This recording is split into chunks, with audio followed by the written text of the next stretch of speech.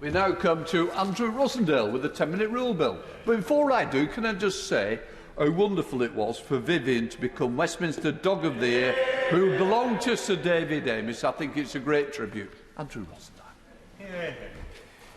Mr. Speaker, I beg to move that leave be given to bring in a bill to require owners of public houses to have regular safety tests and to make provisions about licensing, insurance and enforcement to ensure that this takes place and for connected purposes.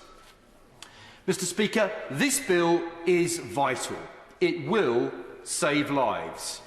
Had it been on the statute book earlier, the life of a young boy from Romford, Harvey Tyrrell, who died in tragic circumstances, would have been saved. My bill is designed to ensure that the circumstances of Harvey's death will never be repeated. Harvey must not die in vain, and I dedicate this bill in his name. So let me tell you something about Harvey. He was a wonderful young 7-year-old boy who brought joy to all those around him. Harvey had a passion for singing, dancing and playing sport, and had a particular love of football.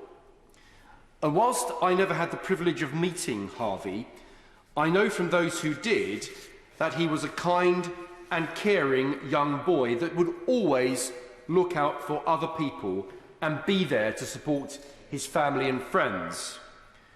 Following his death, I spent time speaking with his mother, Danielle.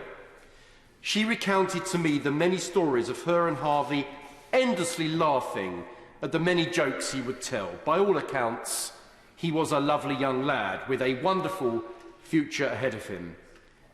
But his life was cruelly and suddenly taken away.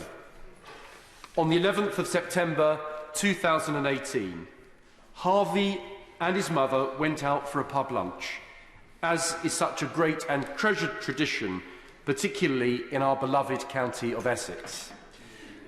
But tragically, Harvey did not come home that day. I am ashamed to say that the King Harold pub, which is located in the Harold Hill area of Romford and actually falls within the Hornchurch and Upminster constituency just over the border, was a death trap. When Harvey innocently placed his hand on a metal railing, electricity surged through his body. The horrified patrons of the pub could only watch as Harvey collapsed before running over to help him. Paramedics were called and Harvey was rushed to hospital, but tragically was later pronounced dead. This was a deeply sad day for Harold Hill and for the Haroldwood community, for Romford and for the whole of the borough of Havering. And I would like to thank the local councillors for the area, Councillor Brian Eagling, Councillor Darren Wise and Councillor Martin Good, for the enormous support and kindness they showed to Harvey's family. And they were instrumental in working with me to ensure that this bill could be placed before the House today. Harvey's death was completely avoidable, and we must act now to ensure that such a wicked loss of life in these circumstances never happens again. In the months prior to this horrific event, it was reported that the landlord himself had been electrocuted whilst on the premises. But instead of resolving this issue, it is said that he joked with the regulars in the pub about the faulty wiring. This was a completely unacceptable way to operate a business. The safety of customers should always be at the forefront of an owner's mind. But had the owner of the King Harold been conscious of safety or followed existing legislation, young Harvey would still be with us today. Inspections in the aftermath of Harvey's death have revealed the true extent of the danger that customers faced whilst entering the pub.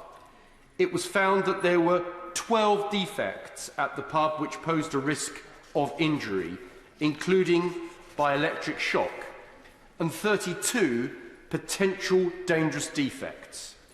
It was also found that the faulty lights that had caused the metal pole to become electrified were attached to an unmetered supply from which the pub owner had been stealing electricity. During the trial of the owner of the King Harold, an expert described the pub as the most dangerous thing he had seen in 40 years, and that he was horrified that the owner was able to ignore health and safety regulations, dodge his duty to seek planning permission for building projects, and didn't care about the dangers at the pub. And so I'm glad that the owner of the King Harold and his brother-in-law, who was responsible for the electrics in the pub, were both jailed for their involvement in this awful incident. However, these sentences could not bring Harvey back to his mother, his family, and his friends. And there is no safeguard in place to stop this kind of incident from happening again. As it currently stands, regulation regarding electrical safety in pubs is not fit for purpose. It is covered by Electricity at Work Regulations, Regulation 4. This regulation requires businesses to ensure that electrical installations are constructed and maintained in a way that prevents danger. This includes having the installations regularly tested and keeping a record of this. However, at the moment, it is down to the duty holder within the business to provide the relevant checks. There are no organisations, whether government or private, monitoring whether pubs have actually complied with this standard. Mr. Speaker, customers must be able to enter a pub with the confidence that they are not at any risk of injury, surely a basic requirement that any business should adhere to. And so, in the light of this catastrophic events surrounding Harvey's death, I believe that we must urgently act to strengthen the enforcement of the electrical safety standards throughout the United Kingdom. And this is why, with Harvey Tyrrell's law, Public Houses Electrical Safety Bill, I am proposing comprehensive measures to ensure that customers can enter pubs with confidence that they will be safe from injury. My bill would require pub owners to get the electrical systems in place checked a minimum of every 5 years to bring pubs in line with the regulations on electrical safety checks in rental properties. The measures in this bill will also require safety tests to be conducted by a qualified person such as a registered electrician, thus creating confidence for the pub owner and the customers that the checks have been followed correctly and that electrical systems are actually safe. An electrical safety certification should also be linked to the pub's alcohol licence, and the local authority would have to do no more than check the pub owner has submitted the documentation proving that their premises have been tested for electrical safety before approving an alcohol licence. I know many hard-working pub owners would welcome these proposals, which improve everyone's safety, including their own. I am a huge supporter of the great English pub and want them to remain at the heart of our community. So I am not seeking to create unnecessary red tape and bureaucracy. But we must ensure that pubs are safe where people can enjoy in safety. I believe that these measures that I have outlined today in this bill, Harvey Tyrrell's law, will successfully achieve this, and I call upon Her Majesty's Government to act swiftly in this regard. Mr. Speaker, my bill will create a firm framework to ensure that the shocking events that surrounded the death of young Harvey are never repeated.